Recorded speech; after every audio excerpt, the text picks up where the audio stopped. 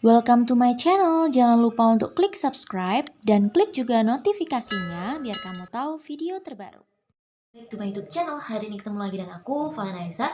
Terima kasih buat kalian yang udah klik video ini. Nah, kali ini kita akan membahas tentang hal-hal yang perlu kalian ketahui sebelum kalian cetak buku atau cetak novel kalian. Oke, karena banyak banget nih yang DM ke aku, Kak, apa sih syaratnya cetak novel? Kak, gimana sih cetak novel tuh? Kak, ini ya, pokoknya banyak banget lah pertanyaan gitu kan. Nah, akhirnya aku bisa up hari ini, kalian lihat baik-baik karena ini memang dari sepengalaman aku sendiri dan aku harus mencari sendiri juga dan aku meraktekin sendiri juga ya kan. Jadi kalian wajib lihat dari awal sampai akhir tanpa di skip karena ini penting banget buat kalian. Daripada kalian penasaran, langsung aja belajar bareng with Valenas.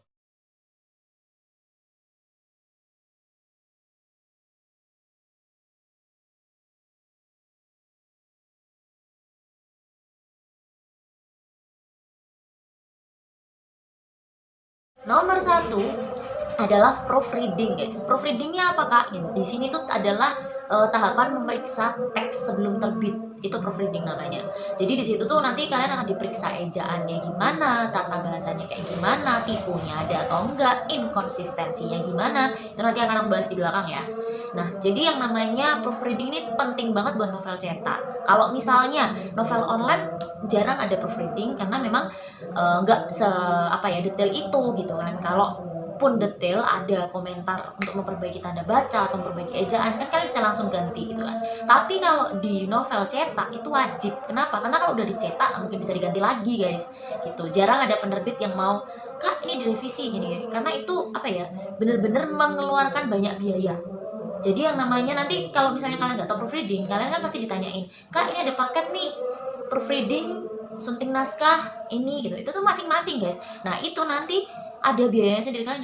Emang pentingnya apa proofreading itu? Padahal proofreading itu adalah tahap yang paling penting. Kenapa? Karena naskah kalian tuh bakal terlihat sempurna lah gitu. Nah, terus bedanya apa, Kak, sama editing gitu kan? Kalau editing naskah itu memperbaiki naskahnya. Jadi setelah diperiksa nih sama proofreading gitu kan, di proofreader ya, itu diperiksa. Nah, setelah diperiksa kamu di editing gitu. Jadi ada editor sendiri gitu. Nah, ngeditnya itu nanti lebih spesifik, udah ditulis nih naskah-naskah yang salah, tanda bacanya, ininya gitu kan. Nah, nanti pihak editing atau editornya itu nanti ganti. Oh, ini yang betulnya kayak gini.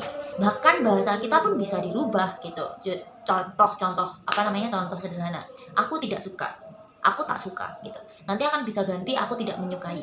Jadi itu wewenangnya sana untuk memperindah kata-kata kita. Nanti aku akan kasih tahu di belakang tata bahasa yang kalau novel cetak itu gimana, novel online gimana, karena memang beda jauh, guys. Oke. Terus yang kedua, ini udah 1-2 ya, proofreading sama editing. Berarti yang ketiga, outing. Nah, ini nih, aku pertama kali mau nerbitin buku, bingung aku layouting tuh apa gitu kan. Karena aku pemula, pengen punya buku yang aku pegang gitu kan. Tapi nggak ngerti layouting tuh apa gitu kan. Ternyata layouting itu adalah desain di dalam naskah kita gitu. Jadi tata letaknya kayak gimana, susunan naskahnya tuh seperti apa gitu. Dan aku waktu itu karena nggak paham, aku pakai jasa layouting gitu. Dan memang mahal, guys, untuk membeli jasa layouting karena aku nggak ngerti layouting itu kayak apa toh gitu kan. Ya terpaksa aku harus belajar sendiri kan, akhirnya aku kasih ke jasa layouting. Dan ternyata dari awal sampai akhir itu layouting itu maksudnya adalah ada desain gambarnya di dalam novel itu gitu kan. Terus ada ada gambar-gambarnya, terus bintang 3 itu bisa diganti gambar apa gitu. Jadi pemisah adegannya kan. Kalau di novel online kan harus bintang itu memang udah sesuai KBBI. Tapi kalau di novel cetak ternyata bisa didesain sendiri gitu. Dan aku baru tahu, oh, layouting tuh kayak gini ya. Ada ada halamannya, itu juga harus diperhatikan. Terus ada kata pengantar, ada daftar isi, ada profil penulis di belakang. Dan itu tuh bener-bener awam banget buat aku, guys. Makanya sekarang aku kasih ke kalian karena aku udah berhasil cetak buku ya kan. Dan inilah layouting gitu. Nah, aku kasih contohnya. Toh untuk layouting itu seperti apa? Ini aku punya novelku sendiri ya kan, The Mirror. Ini layouting tuh kayak gini loh, guys. Jadi ini bener-bener ada gambarnya, tata letaknya, terus jenis hurufnya seperti apa gitu kan. Nih ada gambar mirrornya. Jadi ini yang menata tuh dari pihak layoutingnya gitu. Terus di sini nih ada D besarnya di sini, terus ini tuh ada desain bunganya di setiap bab baru gitu kan. Nah inilah yang disebut layouting. Dulu aku mencari informasi tentang layouting, sumpah nggak ada ininya, apa namanya, nggak ada contoh-contohnya. Buka buku gini tuh jarang ada contohnya. Nah ini nih kalau di tempatku nih, ini titik 3 lagi, bintang 3 itu di sini diganti kayak bintang 2 gini, boleh kalau dicetak. Oke. Nah, jadi tahap layouting nih, kamu kepengen desain bukumu di dalamnya kayak apa gitu. Dan ini di belakang sendiri pun untuk biografi penulis gitu kan, itu juga ditaruh gitu kan. Terus gimana ceritanya gitu kan. Jadi gambar-gambarnya tuh nih udah ditata dari layouting itu sendiri. Makanya dalam sebuah buku cetak, layout itu penting karena tata letaknya kita harus tahu. Kalau kita nanti memilih untuk layouting sendiri, itu kita udah paham lah layouting, oh kayak gitu. Yang selanjutnya ini adalah ISBN dan QRCBN. Nah ini nih yang banyak sekali tanya ke aku. Jadi yang namanya ISBN itu adalah pengidentifikasi buku kita. Jadi nanti di Perpusnas itu kan akan buku kita tuh akan terdaftar di sana gitu. Nah terdaftar di sana itu kalau ISBN itu menggunakan barcode kayak kalau kamu lihat di supermarket ya kan, ada produk-produk gitu, kalau dikasihkan di titit, nah bentuknya tuh barcode kayak gitu guys. Oke. Terus kalau QRCBN itu bentuknya pakai QR kode. Kalau kalian tahu kodenya ShopeePay ya kan, atau kodenya di bank-bank kayak gitu yang biasa buat bayar gitu, itulah yang dicantumkan di buku kalian. Jadi bisa di QR. Jadi kalau di search kita pakai HP gitu kan, itu akan langsung muncul data kita, oh penulisnya siapa, terus nomor ISBN QRCBN-nya berapa, terus setelah itu dia udah tahun berapa ini terbitnya. Jadi di dalam ISBN maupun QRCBN itu mengandung informasi-informasi tentang buku itu guys. Jadi kalau kamu sudah ber-ISBN atau ber-QRCBN, itu berarti sudah resmi kalian punya buku, istilahnya gitulah. Jadi kalau dibilang nih, ada yang tanya, Kak, terus itu legal nggak? Legal, dua-duanya tuh legal guys. Jadi dua-duanya resmi. Sekarang tuh lagi banyak pengurangan ISBN loh. Jadi banyak yang pakai QRCBN sekarang karena lebih modern, lebih mengikuti perkembangan zaman karena sudah bisa di QR kan, maksudnya udah bisa di scan gitu kan, lebih mudah. Dan bedanya kalau ISBN kita mau mengajukan itu lebih lama guys. Aku kan ISBN itu contohnya kayak gini nih. Nah nih ini kode QR kode lah ya, itu kayak gini. Kok QR kode, ini barcode, ini barcode itu kayak gini yang kayak ada di supermarket gitu kan. Nanti untuk mendapatkan ISBN itu yang The Mirror ini membutuhkan waktu sekitar 1-2 bulan gitu lah. Nah kalau biasanya sih estimasi 1-3 bulan, itu udah lumayan lama loh guys gitu kan.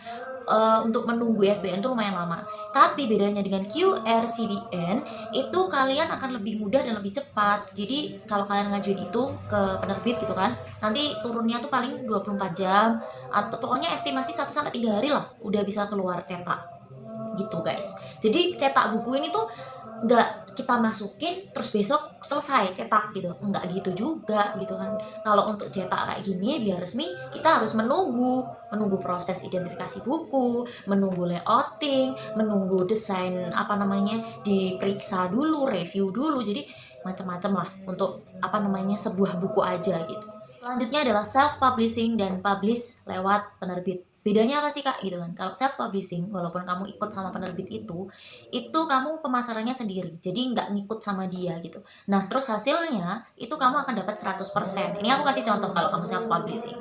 Ini biayanya tetap guys, biaya kamu bayar sama penerbit itu cuma biaya cetak sama pracetak kalau kalian menggunakan jasanya di penerbit itu. Tapi kalau misalnya kamu pracetaknya kayak proofreading, layouting, editing, sunting gitu kan, itu kamu lakukan sendiri, atau misalnya kamu melakukan jasa di luar penerbit itu gitu kan, berarti di penerbit itu kamu cuma bayar cetaknya aja. Jadi penerbit cuma terima cetaknya doang. Nah nanti kalau self publishing nih, kamu kamu pasarin sendiri lah istilahnya gitu. Jadi kamu udah punya pasar sendiri, kamu buka Tokopedia sendiri, Shopee sendiri untuk jual bukumu gitu. Itu self publishing. Atau kamu buka Instagram sendiri untuk jual bukumu gitu. Nah kalau self publishing ya keuntungan 100% seperti yang awal aku bilang. Jadi nggak ada pembagian hasil sama si penerbit, karena penerbit kan nggak ikut memasarin, dia cuma nyetain doang gitu. Itu self publishing. Terus yang kedua, kalau misalnya publish lewat penerbit. Jadi kamu bener-bener ke penerbit itu. Di situ tuh biasanya kalau indie ya, kalau indie ada paket-paketnya. Nah, kalau misalnya mayor, nanti aku jelasin sih mayor sama indie. Nah, ini aku bilang dulu yang sistem indie. Kalau sistem indie itu misalnya lewat penerbit, dia itu kita tuh kayak pasrah sama penerbit gitu loh untuk pemasarannya. Jadi pemasarannya dia tuh nanti di media sosialnya dia itu semua akan diupload novel kita. Jadi novel kita akan diupload di media sosialnya dia gitu lah. Nah, jadi misalnya dia punya Tokopedia, punya Shopee, punya Lazada, punya Zalora, atau punya apa gitu kan. Terus punya Instagram, punya Facebook, punya website. Nah, nanti novel kita tuh akan publish di semua media sosialnya dia. Nah, nanti di sini bedanya adalah royaltinya kita nggak dapat 100%, ya kan? Kita paling cuma dapat 15% atau 30%. Pokoknya estimasi itu 15 sampai 30% biasanya. Tapi ada juga yang ngasih 60%, tergantung penerbitnya, guys. Oke? Dan biasanya sih kebanyakan 15 sampai 30%. Kebanyakan. Nah, sisanya buat sang penerbit. Oke? Nah, itu adil nggak buat penulis? Kalau dilihat dari macam-macam jasanya sih adil, karena memang banyak banget jasanya, guys. Dan biasanya kalau di penerbitnya langsung itu jauh lebih mahal daripada kita cari jasa sendiri. Nanti aku jelasin di belakang ya. Nanti ada biaya-biaya dan sebagainya, nanti aku kasih rekomendasi. Oke? Nah, di sini untuk self publishing dan publish lewat penerbit, kalau dari aku rekomendasi publish lewat penerbit. Why? Kita nggak terlalu ribet juga untuk melihat pasar, karena kalau penerbit dia udah pasti punya pasar untuk menjual buku itu. Bahkan untuk dari segi pemasaran dari penerbit sendiri gitu ya, itu dia juga sering ikut pameran, guys. Jadi nggak cuma digital doang gitu kalau ikut pemasaran penerbit, walaupun kita royaltinya cuma dapat 15 atau 30 gitu, tapi kayak terjamin aja gitu kalau ikut sama penerbitnya gitu, guys. Ini sih saran aku, kalau kalian masih pemula, ikutlah penerbit aja, jangan self publishing dulu, karena pondasi kita untuk membuat membuat personal branding ini belum begitu kuat gitu. Kecuali ya kita ini udah terkenal kayak penulis-penulis terkenal gitu, J.K. Rowling kayak gitu kan, atau Terelie atau siapa gitu kan, itu kan udah punya nama, Asma Nadia udah punya nama gitu. Kalau self publishing sih aku yakin ditaruh di mana juga pasti akan kebeli gitu kan. Tapi kalau kita, orang nggak tahu siapa kita gitu kan, nah lebih baik ikut aja sama penerbit, karena penerbit udah punya nama untuk jual buku itu pasti. Ini saran aku. Kita bahas yang tadi mau kita bahas, penerbit mayor sama penerbit indie bedanya apa toh kak gitu kan. Bedanya apa sih kak gitu. Jadi kalau penerbit indie itu pasti menggunakan biaya kita sendiri. Semua beban biaya itu dibebankan ke penulis. Itu pasti kalau indie. Tapi kalau mayor itu ada yang gratis, ada yang berbayar. Jadi 50-50. Tapi kebanyakan penerbit mayor dia menggunakan jalur gratis. Oke. Jadi di sini juga ada penerbit semi mayor. Jadi dia kalau semi mayor ada yang gratis, jadi lewat review naskah gitu. Ada yang melalui paket berbayar gitu. Jadi kalau contoh ya, kalau misalnya penerbit mayor itu biasanya di situ kalian bisa kirim naskahnya ke email ini, nanti kalian bisa tunggu selama 2 bulan sampai 3 bulan baru kami akan kabarin Anda gitu. Nah, nanti kalau sudah lolos bisa jadi dia mungut biaya, bisa jadi gratis tes. Nah, biasanya kalau penerbit mayor itu royaltinya sesuai dengan kualitas naskahmu. Kualitas naskahmu keren, bagus, bisa lebih gede daripada yang aku sebutin tadi, ya kan? Tapi kalau naskahmu ya masih standar lah gitu, ya bisa jadi sekitar 15 sampai 60 lah gitu. Nanti soalnya aku nggak berani ngasih rata-rata karena memang penulis satu sama penulis lainnya beda-beda, guys, karena sesuai kualitas naskah gitu, guys. Jadi kalau misalnya kamu lihat penerbit-penerbit yang bertebaran di mana-mana, kamu lihat dulu ini indie atau mayor gitu, karena indie pun belum tentu terjamin. Jadi besok aku akan buat video caramu memilih penerbit-penerbit yang aman, terjamin, dan no plagiansi. Maksudnya aman dari plagiat lah gitu. Oke, nah inilah bedanya penerbit mayor dan penerbit indie.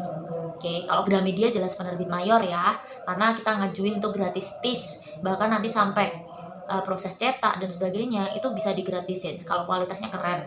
Ya itu aja sih. Dan kalau di Gramedia kan istilahnya ketat ya untuk apa kompetisi masukin naskahnya, karena banyak banget yang masuk ke sana. Yang ini gak kalah penting dari yang lain-lain guys, yaitu ukuran cover cetak. Nah ini nih banyak banget yang DM aku nih. Ukuran cover cetak itu macam-macam. Ada yang pakai kertas A4, ada yang pakai kertas A5, dan ukurannya itu ada 13 kali 19 cm, ada yang pakai 14 kali 21 cm. Ini aku kasih yang standar aja untuk novel guys, biasanya pakai itu. Kalau bukuku yang ini ya, ini tuh kalau nggak salah 14 kali 21. Ini kalau 13 kali 19 lebih kecil dari ini, lebih kecil lah dari ini pokoknya. Aku lebih suka yang agak gedean gini sih soalnya, jadi standar. Nah kalau dari segi ukuran itu yang standar untuk novel dan buku, karena dulu aku harus cari sendiri guys, standarnya pakai apa ya. Kalau mau tanya ke penerbit juga lama gitu loh responnya, jadi aku harus cari sendiri. Oh di Google, oh ya 13 kali 19 gini. Akhirnya ketika aku ajuin di penerbit aku udah paham, oh kalau aku mau aku harus ngisi ini. Karena kita mengajukan ke penerbit tuh akan tanya ukuran kertas yang kamu mau apa, terus setelah itu jenis kertasnya apa, terus setelah itu covernya mau apa, itu kamu ditanyain semua. Kalau kamu nggak tahu apa-apa, nanti kamu salah pilih, tahu-tahu kena biayanya mahal.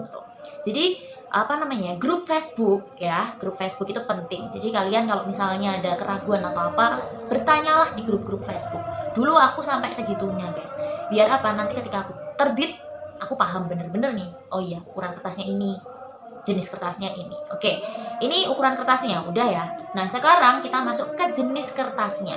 Jenis kertasnya tuh macem-macem guys. Tentang jenis kertasnya, yang pertama adalah HVS. HVS tuh kalian udah pasti familiar banget, karena memang kertas ini dipakai buat clipping, buat skripsi, buat tugas sekolah, tugas kuliah gitu kan. Kalian sudah familiar banget, warnanya putih gitu kan. Nah ini tidak direkomendasiin sih dari aku ya, karena menurut aku kalau kita cetak buku pakai HVS tuh kayak nggak ada bedanya gitu loh kalau kita cetak sendiri sama cetak penerbit gitu. Harganya itu relatif lebih murah, dan yang pasti jarang dipakai sama penulis-penulis sekarang, karena yang direkomendasiin, maksudnya yang jadi primadona itu adalah book paper. Nah book paper tuh yang seperti yang aku pegang ini. Book paper itu punya warna head cream gitu, krem kayak kertas buram gitu, tapi bukan kertas buram gitu. Jadi warnanya tuh apa ya? Ya kayak high cream atau coklat terang. Nah, ini tuh jadi primadona karena buku kita tuh jadi keren aja, estetik gitu kelihatannya. Nah, itu rekomendasi sih yang biasa dipakai. Nah, book paper itu jelas harganya lebih tinggi daripada HVS. Kertas ivory ada sih beberapa yang pakai, tapi jarang untuk novel-novel fiksi. Jadi kalau ivory itu punya kesan yang mewah. Jadi kertasnya tuh mewah gitu loh, ada glossy-glossinya. Jadi di bagian samping sini tuh ada glossinya, nanti di bagian sana tuh ada dove-nya. Dove-nya tuh nggak ada kilauannya, kilatannya tuh nggak ada gitu. Itu ivory, dan biasanya ivory ini kertasnya dipakai untuk kayak katalog. Kalau matte paper ini sebenarnya bagus banget guys, karena biasanya matte paper itu punya atasnya tuh halus ya kan, kesannya jelas mewah, mengkilap, dan kalau misalnya buat cetak itu jelas banget dari tulisan, gambar, warna, itu bagus banget, dan harga relatif mahal dari semua yang aku sebutin tadi. Karena matte paper itu buat majalah, brosur, itu pakai itu guys, kalian udah pasti lihat kan. Nah itu kualitasnya bagus banget memang, dan itu memang lebih mahal lah istilahnya gitu. Keempat yang aku sebutin ini, kalau misalnya kalian mau cetak buku atau novel, pakailah yang book paper. Oke, book paper sendiri tuh punya grade macam-macam. Kalau kalian pakai grade rendah pun nggak masalah gitu, akan tetap bagus sih menurut aku. Guys, nah sekarang dari segi cover yang kalian pasti akan ditawarin sama penerbit nih. Covernya, dari segi covernya itu apa kak gitu kan? Pilihannya ada dua, glossy dan dove. Nah bedanya ki apa glossy dan dove gitu? Nah aku punya contoh, ini novelku sendiri. Kalau ini bisa pantulan kan, ada pantulan cahaya. Ini pakai glossy ya, jadi mengkilap gini tuh glossy jelas. Tapi kalau yang ini tuh dove, dia tuh nggak bisa mantulin cahaya. Ini dove, jadi warnanya nggak kepantul lah istilahnya, warnanya biasa aja. Tapi ini cetakan bagus loh guys, walaupun nggak tidak glossy, tapi kalau dove tetap bagus. Jadi menurut aku glossy maupun tidak glossy itu sesuai selera aja gitu. Jadi kalian mau yang glossy maupun yang doff itu sama-sama bagus, sesuai selera. Itu aja sih, ini untuk pengetahuan jenis kertas untuk kalian milih cover atau isi novelnya pakai kertas apa gitu ya. Sebelum kita lanjut, aku mau kenalin kamu satu novel by Adelia 17, yaitu Rental Pacar. Ini aku baca awalnya aja aku udah penasaran, dan ini tuh ada di aplikasi Vizo. Nah, aku baca ternyata romantis guys gitu kan. Ini apa namanya, genrenya genre romance ya. Pokoknya kalian kalau udah masuk ke romance gini, ini romansnya tuh manis gitu, manis romantis gitu.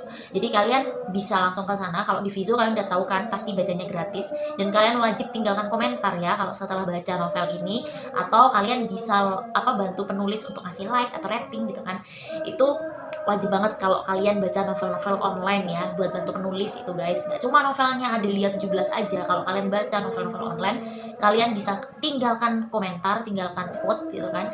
Itu buat buat bantuin penulis. Jadi nanti akan suatu hari nanti pasti akan ada feedbacknya buat kalian juga guys, oke?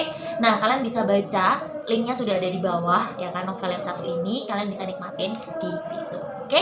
Oke, kita lanjut mulai masuk ke aturan kepenulisan. Nah, aturan kepenulisan di sini itu tadi aku udah di awal udah ngomong inkonsistensi. Inkonsistensi di sini itu dari segi POV dulu, atau point of view atau sudut pandang lah gitu. Biasanya kan kalian pakai sudut pandang orang pertama atau sudut pandang orang ketiga. Nah, di sini kalau dari awal kamu sudah pakai sudut pandang orang pertama, kalau di buku cetak nggak boleh sudut pandang pertamanya ini menjadi banyak tokoh. Contoh ya, misalnya di adegan awal POV satunya ayah, adegan kedua POV satunya ibu, adegan ketiga POV satunya adik. Nggak boleh guys. Jadi kalau dari awal kamu sudah pakai POV 1 gitu kan, POV 1 harus misalnya ayah, ya ayah terus POV satunya sampai akhir. Jadi di buku itu benar-benar menggambarkan pemeran utama itu, yang lainnya itu kamu tidak bisa menjelaskan gerakannya dia gitu. Jadi bukan perannya lah istilahnya gitu. Jadi inkonsistensi di sini benar-benar konsisten. Itu dari POV. Dan kalau aku saranin sih lebih aman kalian pakai POV 3. Kenapa? Kalau POV 3, orang ketiga maksudnya, itu lebih luas. Kalian mau menjelaskan ibu, menjelaskan ayah, menjelaskan adik, menjelaskan pacar, itu bisa. Dia lebih luas lah istilahnya gitu. Nah, terus selain inkonsistensi dari segi sudut pandang, misalnya ini dari segi penyebutan tokoh. Penyebutan tokoh kalau di awal kamu nyebutnya ibu, ya jangan sampai belakang kamu nyebutnya mama gitu. Istilahnya kayak gitu, karena ada yang bisa nyebutin kayak gitu. Ada, aku pernah nemuin di awal itu dia nyebutnya bibi, di belakang dia nyebutnya tante. Itu ada. Inilah yang namanya inkonsistensi. Jadi kalau di buku cetak penting banget, karena itu termasuk aturan kepenulisan juga gitu guys. Terus selanjutnya adalah di bagian paragraf. Nah, kalian tahu paragraf kan, setiap menjorok itu kan disebut paragraf. Nah, di paragraf, setiap satu paragraf itu kalian kalau bisa menyebutkan nama tokohnya itu 1 sampai 2 tokoh. Maksudnya gini, misalnya dalam satu paragraf itu ada nama Ani. Ani sedang membungkus boneka. Ani pergi ke toko mainan lagi karena membungkus boneka, ternyata kertas kadonya kurang gitu misalnya. Nah, Ani di sini udah 2 disebutin kan. Yang terakhir, maksudnya kalau ada yang menyebutkan Ani lagi, kalian harus cari kata ganti orang yang lain, misalnya pakai ia, atau pakai dia, atau pakai gadis cantik berambut pirang gitu. Jadi pengganti kata Ani gitu. Itu dalam satu paragraf jangan kamu sebutin Ani semua. Misalnya Ani sedang membantu ibu, Ani sedang mencuci piring, Ani kemudian pergi ke dapur, Ani kemudian membawakan ini, kan Ani semua kan. Nah, kalau bisa setelah Ani 2 kali atau Ani 1 kali, kalian kasih kata ganti yang lain misalnya gitu. Jadi udah diganti lah istilahnya gitu. Ini juga penting banget untuk novel cetak. Ini yang sering banget kena editor itu. Dulu aku pertama kali, aku nggak tahu kalau satu paragraf itu harus menyebutkan 1 nama atau 2 nama gitu. Dan akhirnya aku kan pakai jasa sunting naskah, jasa editing, karena aku nggak tahu yang diedit apa, dan aku merasa ilmuku belum sampai ke situ guys gitu. Jadi aku belajar malahan dari seorang penyunting naskah. Dan penyunting naskah atau proofreadingnya gitu kan, itu konsultasi sama kita guys tentang isi naskahnya. Kak, kalau ini diubah gini gimana kak gitu. Kak, kalau ini kakak tuh kurang ini gitu. Dia bisa menilai naskah kita bener-bener kan, dia udah bener-bener tahu aturan kepenulisannya gimana. Nah kalau kalian pemula, aku saranin kalian pakai ijazah biar kalian juga jadi belajar dari sang pemilik jasa itu guys. Oke. Nah ini dari pengalamanku. Ini untuk aturan kepenulisan lagi. Terus setiap dialog, kalau kalian lihat dialog ya, terus ada setelah itu kata dandi misalnya. Nah setelah tanda petik terus kata dandi, setelah tanda petiknya itu ada jeda kan. Nah itu harus dispasi. Kan ada yang suka digandeng sama tanda petik, jadi tanda petik terus langsung kata dandi. Nah itu salah, jadi harusnya tanda petik spasi kata dandi. Itu juga jadi masukan waktu itu buat aku, karena ada beberapa yang aku salah juga gitu. Oke, terus penggunaan koma sebelum titik itu gimana ya kan. Terus pokoknya dialog-dialog tag gitu, kalian bisa telusuri aja tips dan tutorial di playlistku, kalian bisa pelajarin di sana karena aturan kepenulisan hampir sama seperti yang aku sebutin. Oke. Terus dari inkonsistensi masih ada lagi nih, logis ya, logis. Jadi logis di sini tuh kayak gini. Dulu tuh aku pernah bikin tentang kayaknya The Mirror ini deh. Jadi si cowoknya ini si cewek apa si cowoknya gitu aku lupa, dia tuh mencabut infus. Nah mencabut infus terus dia lari menyelamatkan diri, ceritanya gitu. Terus nanti si cowoknya ini bantuin masukin, maksudnya masang infus lagi. Nah di sini yang diprotes. Tunggu kak, kalau misalnya si cowoknya ini petugas medis atau cowoknya ini dokter, oke lah kak, bisa dia masukin infusnya. Tapi kan biasanya metode di rumah sakit itu nggak bisa kak kalau orang awam masang infus gitu. Nah ini tuh menjadi hal yang tidak logis guys. Makanya di situ akhirnya yang dicabut bukan yang di tangan sini. Kita kan suka lihat sinetron kan ya, dicabut gini terus setelah itu nanti dipasangin sama siapa gitu. Ternyata itu nggak logis ya kan, itu masuknya nggak logis. Akhirnya apa, kalian tahu yang botol infus di atas itu, terus kalau itu ditarik kabelnya itu juga ada jarum gede banget itu yang nancepin ke infus. Nah itu yang bisa, jadi kalau misalnya lari itunya dicabut, kita lari itu bisa daripada masang yang di sini. Karena kalau yang di sini harus dilakukan sama petugas medis. Itu sih kata editor. Nah terus kalau itunya dicabut, ketika kita kembali lagi untuk tidur dan masang infus itu tinggal ditancepin aja, itu nggak apa-apa gitu. Itu yang masih logika. Hal sepele kan guys, cuma hal mencabut infus gitu. Kalau yang di sini ternyata kalau orang awam nggak bisa bantuin, kalau yang di sana ternyata orang awam bisa bantuin. Cuma sepele aja sebenarnya. Nah itu dianggap gak logis di cerita kita guys. Jadi kalian benar-benar harus bikin cerita yang logika. Jadi kalau misalnya kalian membuat cerita tentang medikal, ya kalian harus benar-benar riset gimana dokter bedah, gimana dokter ngoperasi gitu kan. Terus kalau kalian buat cerita tentang tentara, ya kalian harus benar-benar tahu aturan di tentara. Kalau makan harus jam segini, kalau makan harus jam segini gitu. Jangan sampai pembaca tuh emang iya ya kayak gitu. Jadi jangan sampai pembaca itu bertanya, kok gitu sih gitu kan. Kan kadang kita kalau nonton sinetron, nonton film, gitu banget ya gitu kan. Kadang ada yang nggak logis kan, kalau film atau apa tiba-tiba langsung ganti scan, tiba-tiba langsung ganti ini. Kadang ada yang nggak logis. Nah itu yang dikomentarin sama editor. Oke guys, nah sekarang kita masuk ke biaya. Jadi kalau biaya di sini kalian mau masuk ke mayor maupun masuk ke indie, kalian tetap harus siap. Karena belum tentu yang mayor kitanya lolos itu belum tentu bersih tanpa biaya. Jadi kalau kalian kepengen cetak buku, kalian harus nabung dulu lah paling enggak kalian punya 500.000 sampai 1 juta. Kalau dari saranku guys, itu buat jaga-jaga aja sih. Kalau di mayor kadang gratis tis, tapi ada juga yang berbayar. Nah kalian kalau udah punya 500 sampai 1 juta itu cukup lah. Untuk indie juga sama, 500 sampai 1 juta itu cukup. Oke, dan aku perlu kasih tahu nih, misalnya di paket ya, ada paket kan ada kadang tuh paket 350.000, paket 500.000 gitu. Jadi kalian jangan kaget ketika kalian dapat misalnya 350.000 itu 5 buku cetak gitu. 3 buku cetak itu nanti akan dilaporkan ke Perpusnas, terus ada di perpustakaan mana lagi, Jogja atau mana gitu kan. Terus yang satunya nanti buat simpenan penerbit. Jadi kalau misalnya di situ kalian cuma dapat 5 buku, kalian sudah kehilangan 3 buku. 3 buku ini buat laporan. Nah, kalian cuma dapat 2 buku. Itu jangan kaget ya, guys. Karena memang kayak gitu sistem penerbit dan sistemnya untuk cetak buku gitu tuh memang kayak gitu. Dan memang harus lapor ke sana karena kalian sudah ber-ISBN atau ber-QRCBN. Jadi memang perpustakaan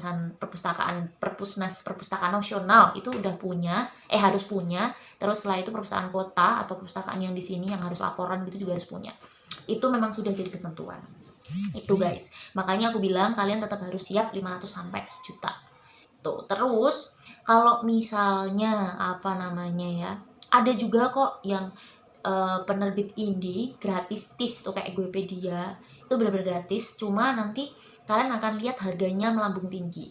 Biasanya kalau novel-novel gitu kan harganya 75.000 gitu kan, harganya 85.000 gitu kan. Nah tapi kalau di Gopedia itu termasuk mahal, bisa 150.000 berapa lembar gitu. Oke, kalau ini ya, kalau dari kertasku ini tuh 152 lembar itu bisa dijual 60.000. Oke, ini buat pengetahuan kalian. Jadi 152 lembar itu aja harganya bisa 60, 70. Ya kan? Apalagi yang ini. Ini tuh berapa ya nih? 258. Dulu aku punya novel yang 258 sama 375. Itu bisa sampai 90.000, 85.000. Itu dari segi harga, guys. Jadi kalau kan biasanya kalau di penerbit gitu kita juga ditanyain, kira-kira harga bukunya berapa? Ya segitu antaranya gitu kan. Terus kalau misalnya buku-buku novel di bawah 100 itu biasanya bukan novel sih, tapi novelan. Dan buku The Mirrorku ini aja bisa dibilang ini adalah novel pendek, benar-benar novel yang pendek. Kalau yang ini kan tebelnya kelihatan tuh, nggak ada setengahnya kan. Nah itu harganya juga sangat ini tuh aku yakin sih bisa sampai 125. Buku yang tebelnya kayak gini bisa sampai 125. Jadi tergantung penerbitnya sih, dia mau jualnya sekitar 95 sampai 125 atau 85 sampai 125. Tapi kira-kiranya segitu. Guys, yang selanjutnya ini adalah kelengkapan naskah. Oke, kelengkapan naskah ini pasti akan diminta oleh penerbit manapun. Jadi kalian harus siap dengan naskah yang ditaruh di PDF atau di Word, ya kan? Itu dengan spasi, biasanya spasinya 1 atau 1,5, ya kan? Tergantung penerbitnya mintanya gimana. Terus jenis tulisan itu kan nanti ada layouting segala kan, itu ada guaranti apa gitu kan, terus ada pakai Times New Roman juga ada, pakai Arial juga ada, jadi macam-macam kalian bisa pilih sesuai dengan yang kalian suka. Terus ukurannya biasanya sekitar 12 gitu. Itu aja sih kalau untuk naskahnya. Terus pengantar naskah itu kalian bisa searching aja di Google, kalian bisa lihat pengantar naskah untuk penerbit gitu, nanti ketemu. Terus setelah itu pengantar naskah, terus data diri penulis. Nah di sini penting banget, di bawah sendiri setelah lampiran naskah gitu ya, itu kalian kasih outline. Yang pertama outline, kalian tahu outline kan? Outline itu ya dari penokohannya, setting latarnya, alur cerita dari awal sampai akhir, premisnya selengkap mungkin. Kenapa aku bilang gitu? Karena mending lengkap daripada direvisi.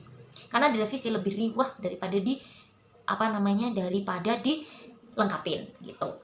Terus di bawah sendiri kalian wajib kasih nama, tanggal lahir, no KTP, hobi, terus setelah itu media sosial, nomor handphone, email aktif, itu udah wajib banget, sama data rekening itu dari nama akun, nama bank, nomor rekening, itu udah wajib, itu harus ada. Jadi nanti kalau lolos kalian udah nggak pusing lagi, oh ini gajinya pakai ini, karena biasanya otomatis kalau ada royalti yang masuk nanti akan ditransfer ke rekening kamu, biasanya kayak gitu.